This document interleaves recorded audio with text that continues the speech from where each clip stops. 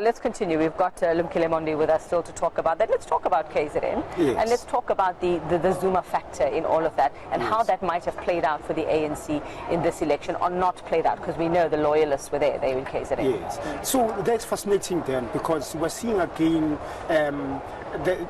what we used to call KwaZulu, where the identity around what Mangosuthu Buthelezi had done then as a Prime Minister of KwaZulu, where people who in fact thought the ANC will deliver broadly with the campaign of the IFP around September and the poor record of performance by the ANC, corruption, mismanagement. We know that before the election, after the storm that destroyed a number of properties for the poor, as well as the strike that's been taking place in Durban and various areas, that people in KZN are questioning the ANC capability of managing public resources, and therefore those that understood IFP historically, how it had managed under KwaZulu government in the apartheid system, are going back home to say, you know what, we saw an indication of that in the local government elections in 2016,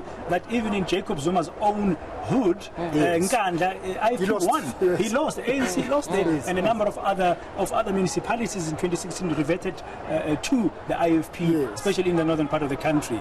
Now, KZN, it looks like at the moment it's only about 62% of the votes counted. ANC is leading. Still early days because the big metros are still coming. But there's the trend for you, IFP sitting in place. Now, I want to go back to the other point we're making about maybe there's a time for Ramaphosa, when the ANC now, the final results are declared, to reach out to the others like a DA to say, let's work together. ANC, as Yuveka was saying, all the headlines this morning, with some from yesterday saying, we don't want a coalition. Couldn't a government of national unity type approach be seen by the ANC as a kind of a coalition? Well, in fact, then remember, now as South Africans, now we're voted, now we're all in this together, we're betting for the same team, South Africa. So what we have seen in the ANC electoral list is a lot of people that are implicated in corruption, are incompetent. So what Ramaphosa has got, he's got a mixed bag of real people who have failed the South African people. On the DA side, there's a lot of people who are competent. So a grand coalition of some sort could really support for the country now, not for the political parties, for the country. We've got President Ramaphosa with some elements of the DA that are capable coming in to really help us rebuild and go back to the promise of 1996, where we're promising South African people to make a difference, to redress and grow the economy and create opportunities. And the ANC has failed. That is why we're where we are today. Very briefly, I mean, you look back at the government of national unity that was in place in 1994 as a result of the CODESA negotiations. That didn't last for very long.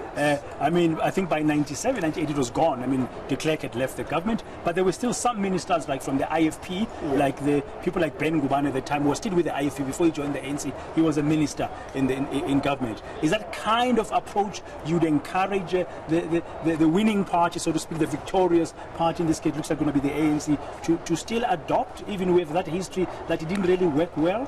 This time is different then. We need to rebuild South Africa's institutions.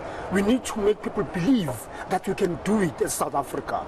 And that requires leadership. And I'm believing that the president understands that. So his slogan, that he must go beyond his party. The ANC slogan, together we grow South Africa, you wanted to put it in practice. Put it in practice, and that's bad for South Africa. Let's go beyond political identities. We've voted now. We now want our South African people use the resources that we have. But look at the smaller examples of coalition governments. Let's look for just, and I know it was Nelson Mandela Bay. Didn't work out there at all. What are the chances on a larger scale that we're going to see, people not fighting and throwing chairs at each other and trying to, at some point after a couple of years, stab each other in the back, I suppose, to put it mildly? Uveka, we have been downgraded. We need a huge investment boost into the country. We need to build a capable state. The ANC on its own doesn't have that. That's why we're where we are today. So for us, for South Africa Incorporated, if we believe in a 3% growth story, we believe in reconstituting our constitutional institution, we need other parties to come in. And I'm asking the president to really rise, as we expect him to do what is right for South Africa, not for the ANC, but for South Africa. So what I'm hearing very briefly, you don't have to comment, but what I'm hearing very briefly is that he must look at his cabinet after the elections and say, we've won, and how do I structure this cabinet to make it competent, capable to deliver for all South Africans? Absolutely. Well, you know, you've got to ask, do our political parties have the EQ to be able to work together like that? Let's find out. I know we need the psychology of it all and see they actually very interesting point very that interesting. Lumkile is making. Yeah, well, okay. Well, it is morning news today. We are here at the IEC National Results Centre. It is 14 minutes to 7. It's a Friday morning. The weekend is nearly here, but we'll continue to keep you updated until that final result, the official word.